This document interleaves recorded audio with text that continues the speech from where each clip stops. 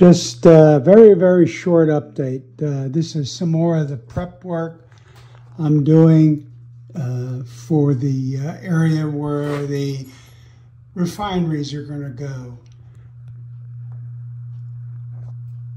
That item there over the track will bring the pipes from the refinery area over to the distribution over here.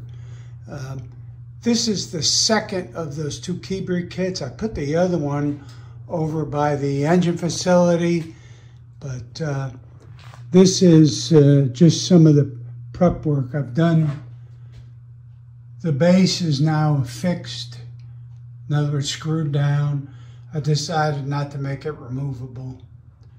I still got to do a little bit more ballast, but I needed to do some more of the scenery here in the front before I can finish the ballast.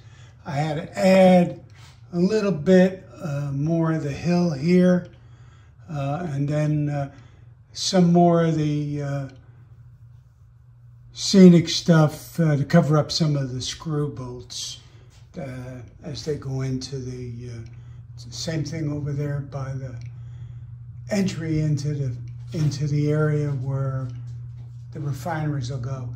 I also did a road over here. That's the fuel truck loading facility. I cut a hole into the foam that I use for roads. That's concrete. It's got to be weathered and all that. And then there'll be an entry going over into this area here. I'm undecided whether I'm going to put another road off that way. But anyway, that's some of the work I've been doing. Just to let you know what I've been doing here. The white here in the foreground it's the acrylic gesso that I put on to the cheesecloth. You can see some of the cheesecloth there. What this does is it hardens it a bit and keeps seals it.